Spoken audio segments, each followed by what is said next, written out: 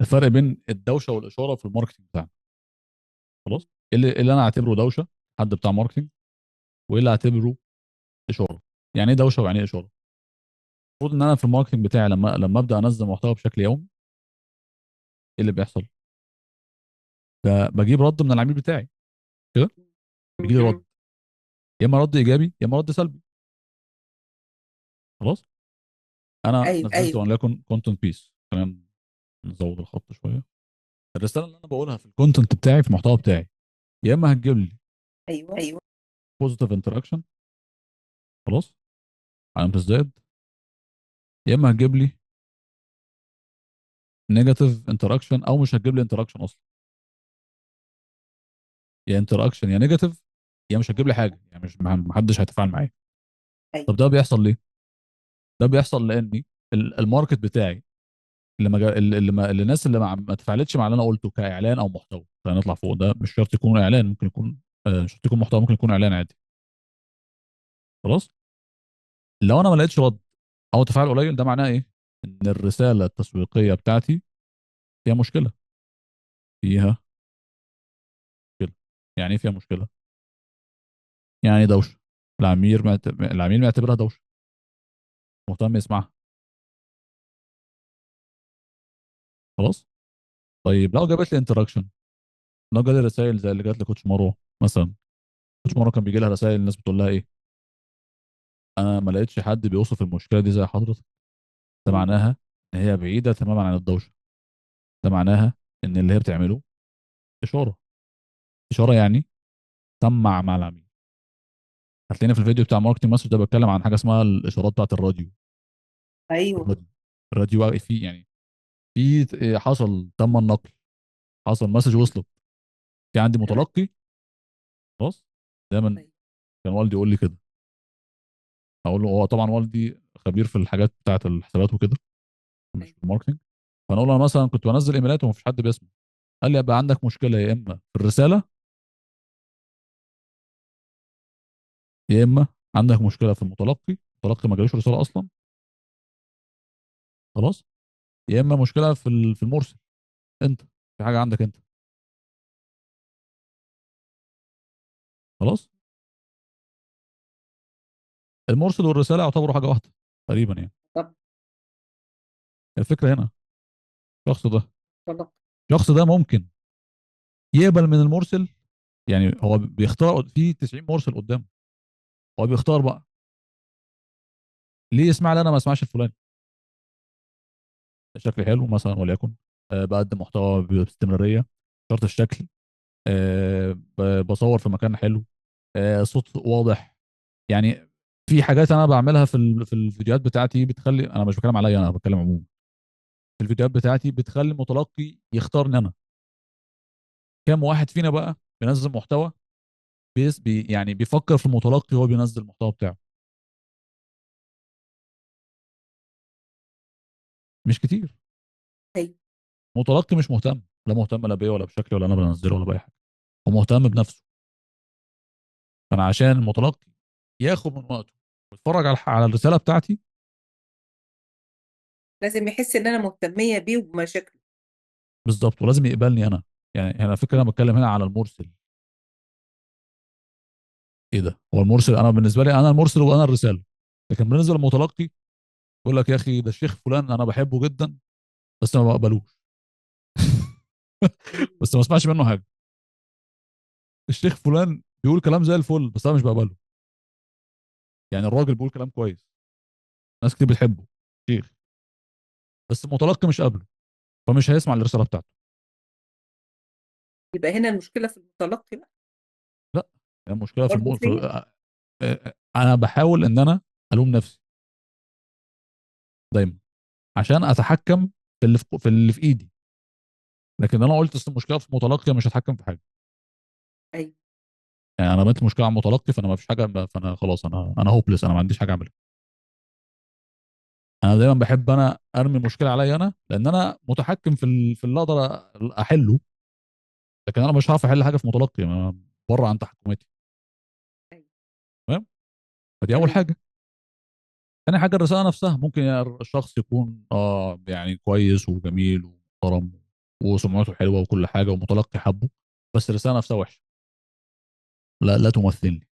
يعني مثلا انا واحد من الناس، مش يعني مش هقول اسماء، شخص معين بينزل محتوى في المجال بتاع المبيعات مثلا. الشخص ده كنت بتفق مع حاجات كتير كان بينزلها، وانا بقيت خلاص الشخص ده انا كويس وهسمع له. بعد كده لقيته قال لي جمله كده ما عجبتني، قفلتني من كل حاجه بينزلها. مم. مشكلته هنا فين؟ في الرساله. انا قابله، ما عنديش مشكله فيه، بس الرساله بتاعته كانت سيئه لدرجه ان هي سويته هو نفسه، يعني بوظته لي هو نفسه، ما بقتش قابله هو نفسه. دي مشكله تانيه برضه. خلاص. فانا على قد ما اقدر عشان الناس تسمع لي، لازم يكون كل حاجه بعملها تمثل اشاره للمتلقي بتاعي، مم. للشخص الاودينس، المتابعين، الناس اللي متابعه، الناس اللي بتشوفني، الناس اللي عارفاني، الناس اللي عايزه تشتري مني. لازم. خلاص. حاجه بسيطه جدا، ابسط الكونسبت، يعني ابسط الكونسبت في الحياه هي اكتر كونسبت مؤثره. كل حاجه في الدنيا بنشوفها، ده كونسبت يعني عبيط جدا في الماركتنج، في التحدث، في التواصل. كونسبت عبيط جدا في التواصل كمان. ايه السوشيال ميديا؟ وسيله تواصل، اسمها وسائل التواصل الاجتماعي، كلها وسيله تواصل، أيوة. لا خاضعه لهذا القانون. بس عشان اعمل رساله كويسه لازم يكون المتلقي قابلني انا كمرسل وقابل الرساله بتاعتي. خلاص. تمام، بس هعمل كل حضرتك اتفضل.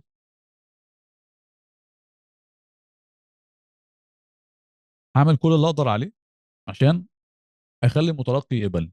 مش عايز يقبلني خلاص، طبيعي، في ناس كتير جدا في اي مجال في الدنيا هتلاقي فيه هيترز، هتلاقي عندهم هيترز. دي المشكله بتاعتي. هل ده هيوقفني؟ لا. في ناس كتير بتحبني، فانا هكمل عشان الناس بتحبني، وهكمل عشان انا عايز اكمل. تمام. ده الفكره في المحتوى او في الاعلانات، الاثنين وسائل تواصل، وسائل ظهور. نرجع تاني لهنا. واضح كده الكونسبت ده؟ اه، واضح، بس السؤال يا كوتش عبد الله، طب انا هعرف الاشاره والدوشه بتاعت الماركتينج كله ازاي؟ يعني في بتاعت ناس. المجال بتاعي منين؟ اه. صح كده. ايوه. هو ده الخطوه الجايه. كنا لسه كنا هنيجي هنا. تمام. خلاص. انا دلوقتي مثلا في اي مجال في الدنيا، وليكن المجالات بتاعت اللايف كوتشنج. خلاص. ايه الدوشه المنتشره في مجالات اللايف كوتشنج؟ لما حد لما يقابل حد مثلا عنده خوف من حاجه، عنده غضب سريع، غمض عينك، هنعمل تاملات، هنسمع موسيقى هاديه، هناخد نفس طويل. ده المنتشر. اه. انتشر بدرجه غير طبيعيه لدرجه ان العميل بقى حاسس ان هي خافوا. دوشه. ما تقوليش خد تنفس واعمل ما اعرفش ايه، انا عايز حل، رغم ان ده حل، وحل علمي، وحل مدروس، وهو مم. راجل دارس وفاهم. يعني اللايف كوتش ده هم ناس دارسه جدا وفاهمه جدا واخده شهادات عاليه. لما يجي يقول له كده يقول لك بس ده بس اللي عامله، فين الحل؟ العميل ما يعرفش. مم. الماركت بيحكم على العلم، بيتحكم فيه. الشخص العادي الافرج ده اللي عنده اللي هو 97% من الناس بيتحكموا في كل حاجه. فانا لو بسوق غلط 97 مش هيقبلوني، خلاص انا مش هشتغل. ولذلك كم اللايف كوتشز اللي مش عارفين يبيعوا غير طبيعي. 0.1% منهم، 0.1 0.1% اللي بيعملوا 100,000 في الشهر. ويعني واحد من كل 200 كوتش بيطلعوا من اي سي اف، مم. واحد بيعمل 100,000. خلاص. ايوه. فده بسبب الكونسبت ده، كله بسبب الرساله التسويقيه بتاعتي، كله بسبب مبدأ الدوشه والاشاره. خلاص. طيب ايوه. اعمل ايه؟ الشخص اللي رافض ان انا اقول له لا خد نفس عميق واعمل مش عارف ايه، اقول له ايه عشان يقبل الكلام مني؟ غالبا ممكن اقول نفس الكلام بس بطريقه مختلفه، بطريقه فيها اشاره. بمعنى الطريقه نفسها ممكن تتغير. يعني ممكن اولا تعال نمسكهم واحده واحده كده. رقم واحد، ممكن اقول نفس الكلام بطريقه مختلفه. مخ، ايا كان كان مختلف. تمام. يعني مثلا مش لازم تاخد نفس عميق عشان تحل مشاكلك. مثلا ممكن اقول كده، وليكن حد عنده خلينا نمسك مثال ملموس شويه. حد عنده عصبيه، حد بيتعصب، خلاص. هو عارف ان لما يتعصب لازم ياخد نفس عميق. هو عارف. بس ممكن اقول ايه؟ اول ما تحس بغضب اقعد، او انت واقف اقعد، خد نفس عميق. هو نفس الكلام، بس اقعد دي جديده. اقعد العميل يسمعها، خد نفس عميق العميل ما يسمعهاش. دوشه. خلاص. ممكن اعمل فيديو اقول مبدأ الجلوس لتخفيض مستوى العصبيه. حاجه مهمه لو عملتها، يعني هوكس، بقول لك في انواع هوكات مختلفه ممكن اقولها في المحتوى بتاعي. مثال، حاجه مهمه لو عملتها دلوقتي حالا غضبك هيقل بنسبه 70%. وده حديث اصلا سيدنا محمد كان قال عليه كمان. ايوه صلى الله عليه وسلم. الجلوس، اقعد. نفس الكلام غالبا، هو نفسه، بس الطريقه somehow مختلفه. طريقه الكلام مختلفه جدا. وفيها تكنيك مؤثر. سبحان الله، نفس الكلام من دوشه بقى اشاره بقى العميل عايز يسمع. خلاص. حاجه كنت برضو اتكلمت عنها في فيديو تاني،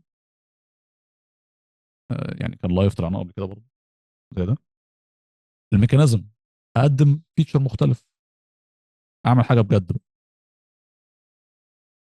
اقدم ميكانيزم، اقول له الميكانيزم دي اللي هو ايه، إيه الميكانيزم ده؟ الكرسي مثلا بيطلع وبينزل، الكراسي اللي بتتحرك، الكرسي بيلف 360 درجه، الكرسي أيوة. بينور، ده كل دي ميكانيزمات. نفس الكلام في المحتوى بتاعي، نفس الكلام في البيزنس بتاعي. يعني هو ده كونسبت عامه في التسويق، اي حد بيعملها. الميكانيزمات دي مهمه جدا. نفس الحاجه ممكن تبقى دوشه، لما احط لها ميكانيزم بقت اشاره.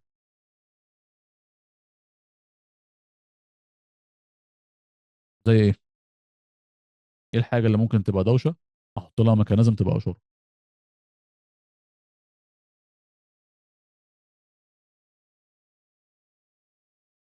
عايز تتعلم تقرا قرآن بس بعيد عن التجويد. حلو، يبقى ده ميكانيزم. اصلا الفكره بتاعت حضرتك في الاوفر ده ميكانيزم لوحده. ايه المنتشر، ايه الدوشه في مجال حضرتك؟ تعلم التجويد بالأحكام ايوه. بثقل بقى لازم الدروس والحاجات دي لازم اتعلم تجويد عشان أقرأ قرآن. بالاحكام، واحفظ الاحكام واذاكر اه. الاحكام واسمعها واتاكد واطبق. ما قلناش حاجه، ما قلناش حاجه، مش مفترض. بس ايه الاشاره، ايه الجديد؟ الجديد انا ممكن اقرا كل حاجه من غير ما اعرف الاحكام، واقراها قراءه صحيحه زي الشخص اللي عارف الاحكام بالظبط. ده اسمه ميكانيزم. يعني فكره اصلا الاشاره عن ان البروجرام بتاع حضرتك لوحده كفكره هو ميكانيزم. هو ده ميكانيزم. وده بيعلي الكونفرجن. أيوة. دي حاجه بتعلي الكونفرجن، هي بتعلي التحويل، بتعلي الناس تشتري، نسبه الناس تشتري. نرجع تاني. ايه تاني اشاره؟ ايه تاني منتشر؟ انا بعرف بقى في المجالات، في اي مجال الدوشه والاشاره منين؟ اللي منتشر من اللي العميل بيقوله، من الريسيرش بتاعي. كل حاجه بنعرفها من الماركت ريسيرش بتاعنا. مجال تاني مثلا في مجال الماركتنج عندي، أيوة. دوشه فظيعه منتشره. كل ما تترفض كل يوم في المبيعات بتاعتك، انا دي معترض عليها الصراحه. كل ما تبقى بياع جامد وبتاع، ماشي، ما قلناش حاجه، بس اكيد في سبب للرفض يعني. عمرك أيوة. وقفت سمعت انت اترفضت ليه؟ عمرك سالت العميل انت بترفضني ليه؟ انت رافض تشترك ليه؟ هي دي الفكره. انا مش ضد مبدا الرفض، بس الاشاره فين؟ انك عمرك ما وقفت وسالت العميل انت ليه بترفض، أيوة. او عمرك ما قعدت تسمع المكالمه من اولها لاخرها وتشوف سبب الرفض ايه. دي انواع من لو انا بحاول اعمل دوشه واشاره في اوفر او في كورس هبيعه للمبيعات، نفس الفكره. خلاص. ده مبدا الدوشه والاشاره بشكل مختصر يعني. هل في اي تمام. مشكله؟ لا يا فندم، تمام. طيب، ايه تاني ممكن اطلع بيه اشاره؟ عندنا اقول نفس الكلام بطريقه مختلفه. عندنا ميكانيزم او عندنا فيتشر. برضه كنا اتكلمنا عنها بشكل عميق في فيديو من الفيديوهات. هينزل كل ده، هينزل ان شاء الله على اليوتيوب. خلاص. فيتشر. فيتشر يعني اقدم حل مختلف حقيقي بيعمل نتيجه مختلفه. زي ايه؟ نظام المتابعه بتاعنا اللي على نوشن. معظمكم شاف الفيديو ده. ايوه. خلاص، عملنا حاجه، يعني عملت حاجه فعلا، فيتشر فعلا، ايوه. وقدمته كطريقه مهمه للمتابعه. طب ده اشاره ليه؟ طب ايه الدوشه بتاعت ده؟ ايه الدوشه بتاعت الفيتشر ده، بتاعت نظام المتابعه؟ ان كله الكورس مسجل. بيدخل. اه، وكله يبقى في كوميونتي، ومفيش ايوه، متابعة من الكوتش نفسه او البوس نفسه بتاع الكورس. بالظبط كده، زي ما حضرتك قلت. غير ان يبقى في نظام متابعه، وفي نظام غياب، في ريبورتات، وفي 1 تو 1، وفي قصه، في حوار. ده اسمه اشاره. ولذلك الحاجات دي لما اجي اتكلم عنها في الماركتنج بتاعي، ايه اللي بيحصل؟ بقى رد. نرجع هنا بقى، رد فعل مختلف من المتلقي. لما المتلقي يفهم الرساله بتاعتي كويس، هياخد الاكشنز اللي انا عايزها. نزل تحت، هيشتري، هيعمل لايك، غير الفيدباك برضه. هيصور لي فيدباك، هيصور لي فيدباك، هيقول والله الناس دي ناس حلوه وناس فاهمه وناس شاطره، هيعمل لي ريكومنديشن. مم.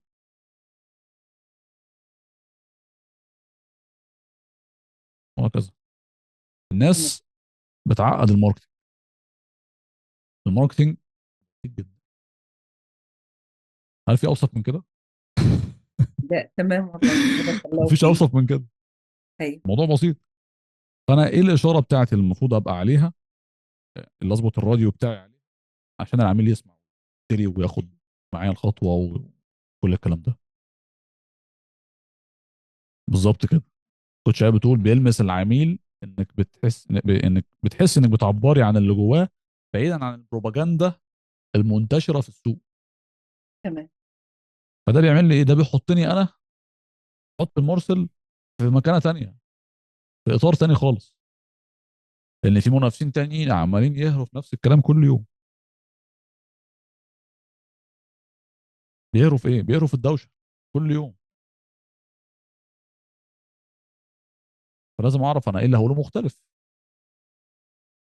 عشان لما انزل السوق يبقى في يبقى في طاقة طاقة جديدة. جديدة. بالظبط، يبقى في مم.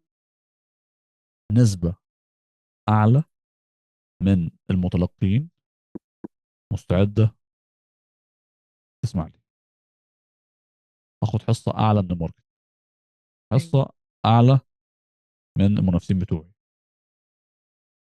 لان انا اشتغلت بطريقه مختلفه، قدمت ضخ حل دم مختلف. جديدة.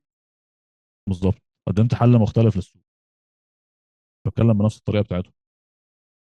انا كعبد الله ممكن اخش في اي ماركت وانا مش فاهم فيه اي حاجه، اعمل ميكانيزم مختلف واتكلم، اخلي الماركتنج بتاعي كله اشارات وابيع، وانا مش فاهم حاجه في المجال ده.